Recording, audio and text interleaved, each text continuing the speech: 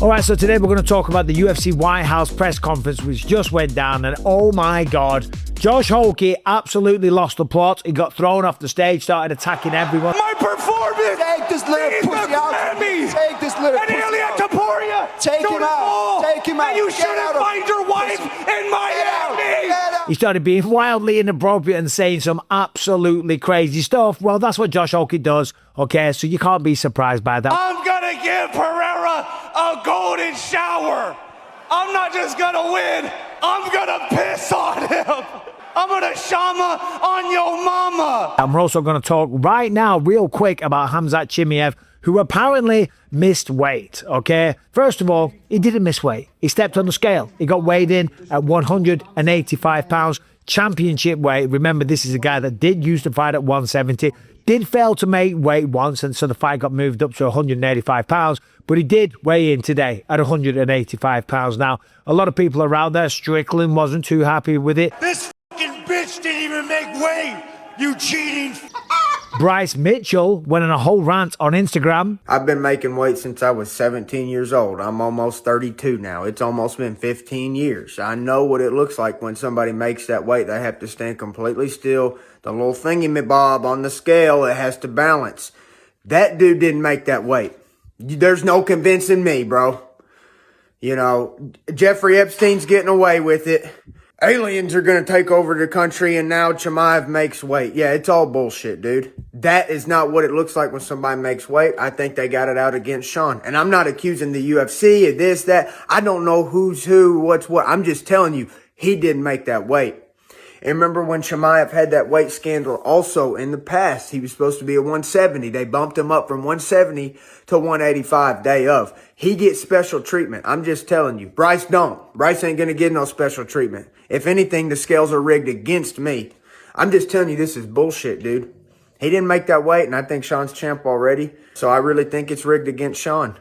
They don't want him to win because they can't control what he says, and he loves America. I'm just telling you what it is. He's saying that the whole system is rigged and this and that and all the rest of it, and he doesn't get the same treatment as Khamzat Chimaev, and he's getting favourable treatment. Look, listen, the guy stepped on the scale. I've seen a few videos online. The thing kind of bounces up and down a little bit, but these are experienced guys, the commission. They know if it's going to settle. And yeah, okay, they could have made him wait a little bit longer. But as I say, these guys are experienced. He kind of was moving a little bit, then started to slow down. It was going to settle in the middle. It was going to say 185 pounds. So he just went, okay, yeah, he's good. 185 pounds. And then from there, wild conspiracy theorists, favourable treatment. Of course, they want Khamzat to win and all this kind of stuff because Sean Strickland was acting crazy at the press conference. They were both acting crazy at the press conference. And by the way, that press conference yesterday was the most viewed press conference all year. In fact, if you take the numbers and you add up the YouTube numbers for every single press conference and you add them all together, they still don't make the same amount of numbers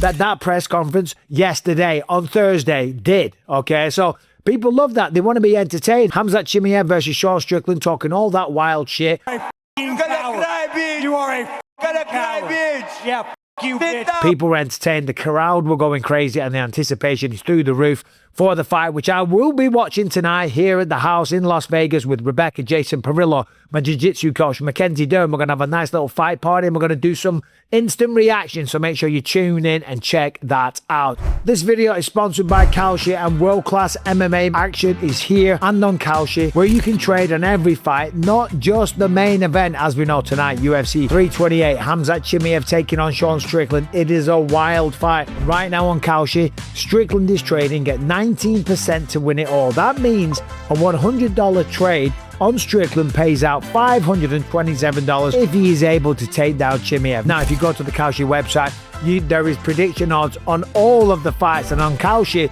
you are trading against peers in a live market, meaning there's no house, and as the probability changes, you can buy in and out of your position. So, for a limited time, download the Kalshi app, use the promo code Bisping to get $10 when you trade just $10. Now, why Kalshi? Well, first of all, it's the largest prediction market. It is the first federally regulated financial exchange dedicated to trading on the outcome of future events, from inflation to Fed rates to unemployment. It doesn't matter what it is, these guys have got prediction odds for you. So as I say, head to the App Store or just go to Kalshi.com, download the Kalshi app, use the promo code Bisping, get $10 when you trade your first 10. Kalshi. Kalshi, trade on anything. 18+ only restrictions and eligibility requirements apply. Event contracts trading involves risk and may not be suitable for all investors. Prices, values, and available markets may differ for those mentioned. For more information, see kalshi.com/regulatory. That's not all from the UFC press conferences, though. There was one yesterday, should I say, Friday, for the White House event. Of course, this star-studded affair, which now has 7 fights because they added Josh Hokit versus Derrick Lewis, okay? Right? Josh Hokit hijacked the whole thing and got thrown off at the end. Now, of course, Ilia Topuria is headlining the event versus Justin Gaethje. They were both at the White House with the president in the Oval Office. What an incredible moment for all of these fighters in the main and co-main event that got to go to the White House. What an honor that must have been. It's crazy where this life can take you, right? So fair play to those guys. Ilia Topuria was asked about the fight and he said, look, listen, I guarantee you this. I will break Justin Gaethje's jaw in the first minute. June 14, I'm going to break his jaw in the first minute. Okay, so certainly throwing down the gauntlet and telling the world, and we already know what he's going to try and do anyway. Justin Gaethje ain't going to shoot a takedown. It's going to play out on the feet. And Ilia Topuria is so surgical. He is so precise. But break his jaw in the very first minute, wild statement, but you never know. He just might do it. If anyone can, it certainly is Ilia Topuria, and I do favour the fight to kind of go that way anyway. I think we can all agree there. Alex Pereira and Ciryl Gane there facing off, of course. Ciryl was asked about the difference between fighting Alex Pereira and Tom Aspinall. I mean, some of these journalists, man, no offense, like, but what a lame question is that?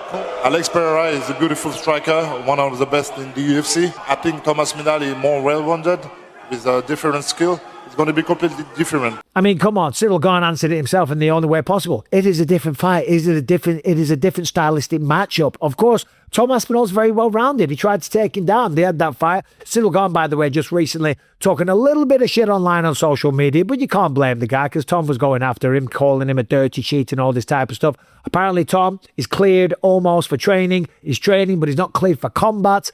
Okay, this is taking a while. We are now in May. It happened in October. I wish him nothing but the best. But he will get the winner out of these guys. And by the way, these guys that win the fights win the belts. The main and the co-main event at the White House. Have you seen these belts that they're going to get? The Freedom 250 belts. Holy shit. These things are incredible. Absolutely gorgeous. And they will go on to be worth millions of dollars down the line sometime in the future because they are truly one of one. This event is one of one. And guess what? Josh Hokit is kind of one of one because we're all talking about the press conferences. He went in, as I said earlier, hijacked the whole thing. Derrick Lewis ain't tight.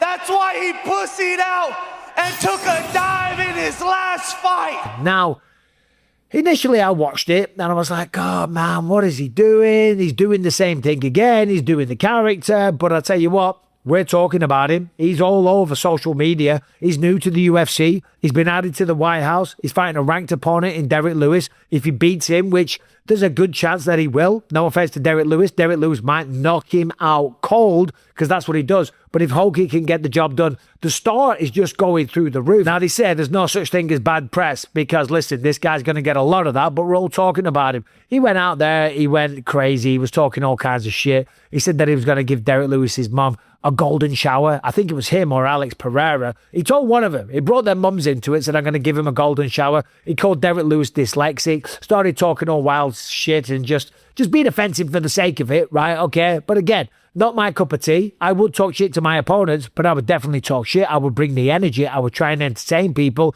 At the end of the day, I was just being myself, but Josh Hokit isn't being himself. He's playing a character, but he's getting people talking about him. And I'll tell you what, he might have to tone it down a notch at the White House. But I will say this, you know what I mean? When he's at the White House, you've got to act a certain kind of way, okay? When he fights in the octagon, if he beats Derrick Lewis, man, what is he going to say on the microphone? Because he was chatting so much shit at the press conference. Ilia Topuria had enough of it. He's abusing Alex Pereira. Alex Pereira was sitting there stone cold, not really rising to it, trying to ignore it. Everyone was doing that. And in the end, Ilia Topuria stands up. They start going back and forth. Hokey calls him a little tiny guy, a little midget. Why don't you fight in a real weight class? Topuria loses his patience, stands up, throws the water bottle at him. I mean, listen, fair play. Those little guys, you know what I mean? They're not afraid until they do step in there with a guy that is twice or three times their size. But fair play. Ilia Topuria, could you imagine if it did actually kick off with him and Josh Hokit? I'll tell you what. I'll tell you. There's some balls on Ilia Topuria. Of course, he knows he's safe there. He's not going to get into an actual fight. But I think security there or not, whether this was a hotel lobby, I think Ilia Topuria would still act the same way. And you got to respect that. Josh Hokit was dragged off the stage. Security took him away. And that was basically that, okay? Josh Hokit, did he steal the show? Yeah. Is it who we're talking about right now? Yes. Did he also sell his soul to the devil a little bit and kind of make a fool out of himself? Yeah, maybe, but so what? This is the entertainment business. People are talking about him. He's got big fights and he's kind of talked his way into this situation.